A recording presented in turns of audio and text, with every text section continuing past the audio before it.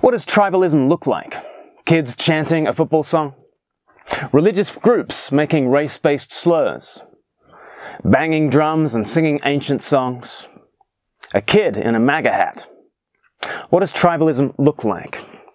At the close of the March for Life in Washington, D.C. on Friday, there were three groups of people at the Lincoln Memorial that were about as disparate as you can imagine. Some boys from Catholic school waiting for their bus to pick them up, an extremely fringe religious group called Black Hebrews, and some Native Americans finishing off their March for Indigenous Peoples Day.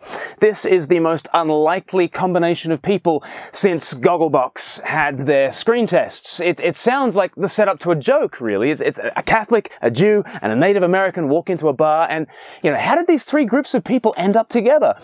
Well, actually, when there are marches and rallies, and especially when there are two marches on the same day, strange stuff happens, and this is really strange. But it's basically served as a Rorschach test, an inkblot test. This random assortment of characters, and now we are supposed to read the meaning out of it. Tell me what you see. I see a group of Peruvian Marxists, some Nigerian florists, and a troupe of Morris dancers. And what do you take from all this? What does this symbolize to you? Well, this is everything that's wrong in American life. Really? I mean, some Trump-supporting Catholics, a strange Hebrew cult that had been goading them for more than an hour, and then some drumming, marching Native American prayers who deliberately insert themselves into the fray? This is America? This is America. No, it's not. This event is just a freaky confluence of forces which before the advent of the smartphone would have left a handful of people saying that Friday night as their head hits the pillow, "Gee willikers, that was a dilly of a pickle this afternoon." But no, because of this technology and because of the real tribalism, which we're about to see, heads hit the pillow on Friday night with people fearing for their lives as death threats rained down. Now you can play the song. This is America. Yeah, this is the world right now. This is the real tribalism. Reza Aslan says the kid should be punched in the face. Punched in the face. And when more details came to light that set things in a different context, Reza Aslan doubled down on his violent speech and then tripled down on it in self-righteous zeal. Screenwriter Michael Green said, "No one need ever forgive this kid. For life, no one need ever forgive a boy who smiles at a drummer. Ever. Unforgivable." The Twitchfork mob piled on when a few seconds of a 2-hour-long video were clipped out by the media. And look, it wasn't just Twitter, it was respectable news outlets. Originally, the New York Times ran with "Boys in Make America Great Again hats mob Native elder at Indigenous Peoples March." It spoke about a throng of cheering and jeering high school boys surrounding a Native American elder. That's not what happened, though. The Native Americans marched into the midst of a group of teenagers who were waiting for their bus, and they banged a drum in one boy's face. So, under pressure, the New York Times softened their headline to "Viral video shows boys in Make America Great Again hats surrounding Native elder." So still, they're talking about the boys surrounding the Native elder. But then they write a follow-up article, again under pressure from people who see what actually went on. The new headline read, "Fuller picture emerges of viral video of Native American man and Catholic students." The journalist writes, "Interviews and additional footage suggests that an explosive convergence of race, religion, and ideological beliefs against a national backdrop of political tension set the stage for the viral moment. Early video excerpts from the encounter obscured the larger context, inflaming outrage." No. What obscured the larger context was you viewing this Rorschach test and coming out with your own headline. And you do it again here, against a national backdrop of political tension. No, that's your backdrop. You've inserted the backdrop. Why isn't it against the backdrop of a chilly January day? Why isn't it against the backdrop of a bunch of kids waiting to catch a bus? That was the context of the actual kids. The context you bring is the context you bring. The New York Times article continues. There were also those black men who identified themselves as Hebrew Israelites, preaching their beliefs and shouting racially combative comments at the Native Americans and the students, according to witnesses and video on social media. Yeah, racially combative? Yeah.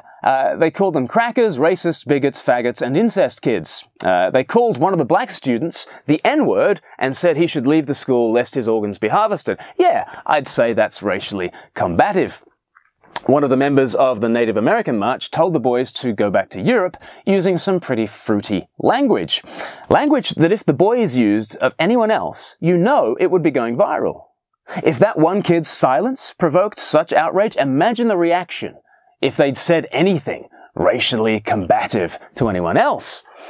But the New York Times journalist is aware that some kind of equivalence needs to be established. The boys need to be seen to be equally guilty of racism, because racism is the only currency we deal in anymore. So, the article continues. For some, I mean, we don't know who are your sources, New York Times? For some, invoking the name of Mr. Trump, who has made inflammatory comments about Mexicans and Muslims, has become a racially charged taunt. Inspiration for hateful graffiti and high school sports cheers alike. So simply mentioning the name of the US president is a racially charged insult. Now they're trying to say that the school chants that these boys were chanting was actually about Trump. I mean, where's the evidence for that? Mr. Trump also recently mocked Senator Elizabeth Warren, whom he called Pocahontas, with a reference to Wounded Knee and Little Bighorn, sacred ground for Native Americans whose ancestors fought and died there.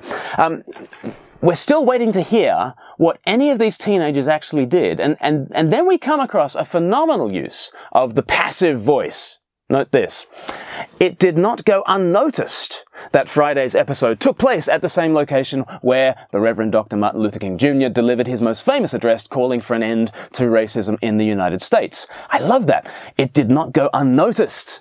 It's the journalistic equivalent of, hey guys, has anyone noticed? This is the same place that MLK gave that speech 50 years ago. Guys, have you noticed?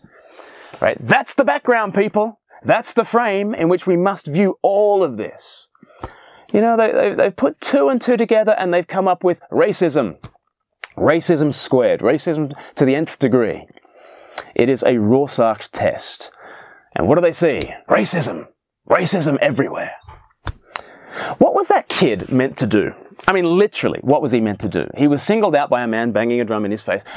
When an even more provocative older man was goading his friends, he called on them not to respond to the goading. Why did you go back to Europe where you came from? This is not your land. No, it's not. You've been here 2-3 generations.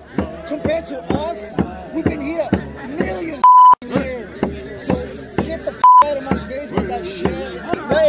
It's not. It's proven, man. Come on. It's proven. It is proven. He actually comes across like a peacemaker, if you ask me. What was his crime? He smiled. What was he meant to do? I mean, the merest eyebrow raise could be and was interpreted as a sneer or as mockery. I mean, what could he do? What could he actually do? Could he dance along?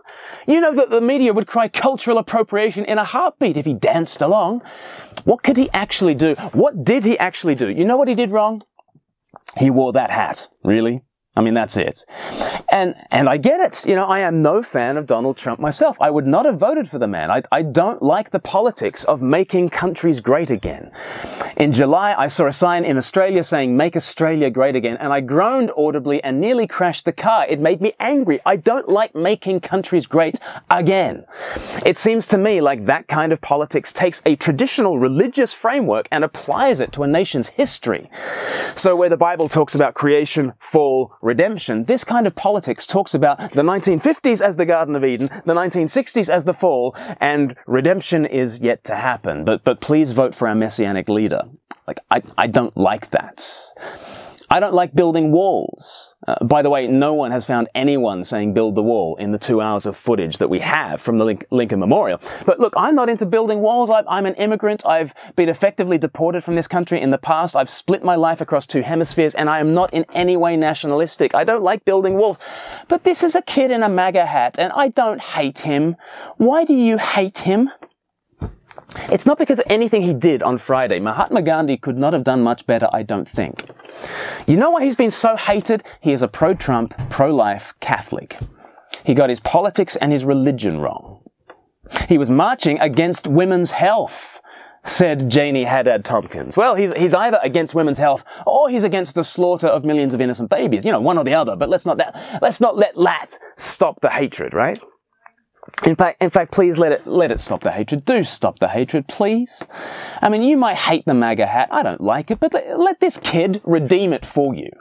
Because there he stands, open-faced, smiling, pacifying in the midst of a mob, and this is the way of peace. If you don't like this kid's face, then look to the face of Jesus, who stood in a mob, turning the other cheek, allowing the condemnation to crash down on himself, and answering with peace. He answered with the smile of heaven. Recognize that you and I are the angry mob, and he is the open-faced, open-armed peacemaker. He is the hope for this fractured world. Because it is fractured. What does tribalism look like? The kids? The religious sect? The Native Americans marching? No. The media and the pitchfork mob and every politician who leverages that animus, they are the tribalists tearing us apart, encouraging violence and casting everything as a war. They are the ones building the wall. And everyone is paying. It's the 22nd of January. This is Speak Life and you're watching the livecast.